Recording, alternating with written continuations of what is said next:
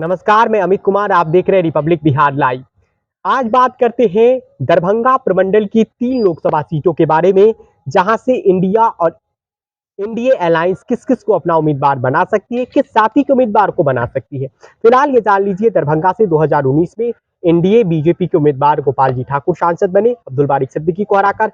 मधुबनी से अशोक यादव फिलहाल बीजेपी के सांसद है, हुकुमदेव नारायण यादव के बेटे।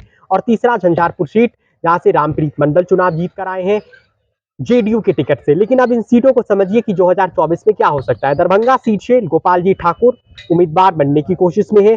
बीजेपी फिर से उन्हें उम्मीदवार बनाएगी क्या, या फिर इस सीट पर संजय सरावगी के नामों की चर्चा जोरों पर है। कहा जा रहा है कि बीजेपी संजय सरावगी के नामों की चर्चा कर रही है, या फिर नीतीश मिश्रा के नाम हो गए, नीतीश मिश्रा के नामों की भी चर्चा है। मधुबनी सीट की अगर बात करें तो बीजेपी के अशोक यादव को फिर से चुनाव लड़ाएगी। और झंझारपुर सीट पर क्या नीतीश मिश्रा या कोई अन्य चेहरे बीजेपी लेकर आएगी।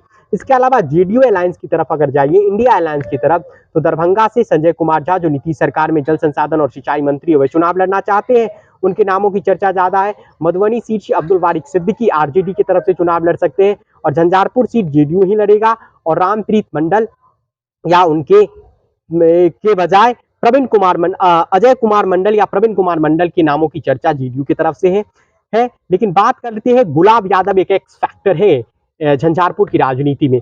गुलाब यादव 19 का लोकसभा चुनाव हारते हैं, 20 का विधानसभा चुनाव हारते हैं आरजेडी से। इसके बाद वो आरजेडी से दूर हो जाते हैं, लेकिन एमएलसी वो अपनी पत्नी को बना देते हैं। उनकी बेटी जिला परिषद सदस्य भी है। तो गुलाब यादव एक फैक्टर है। ये तय करना होगा कि क्या गुलाब यादव कैसे चुनाव लड़ते हैं, क्या गुलाब यादव आरजेडी की ओर आते हैं तो उन्हें टिकट मिलता है, और अगर वो अकेले चुनाव लड़ते हैं तो किसका खेल बिगाड़ेंगे।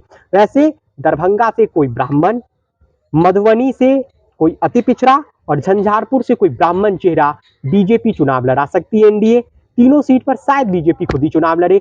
और एनडीए या अलायंस की चर्चा ये है कि दरभंगा से कोई ब्राह्मण, मधुबनी से कोई मुस्लिम, और झंझारपुर से कोई अति पिछड़ा। यानी इन 3 सीटों पर एनडीए 2 पर ब्राह्मण और 1 पर अति पिछड़ा या पिछड़ा चेहरे को लड़ा सकती है चुनाव। और इंडिया अलायंस 1 ब्राह्मण, 1 मुस्लिम और 1 अति पिछड़ा चेहरे को चुनाव लड़ा सकती है। वो चेहरे कौन कौन होंगे, इस पर हम अगली वीडियो में बातचीत करेंगे। फिलहाल ये वीडियो आपको कैसा लगा हमें कमेंट करके बताइए, और चैनल को जरूर सब्सक्राइब कर लीजिए। अगर ये वीडियो आप फेसबुक पेज पर देख रहे हैं तो पेज को जरूर फॉलो कीजिए।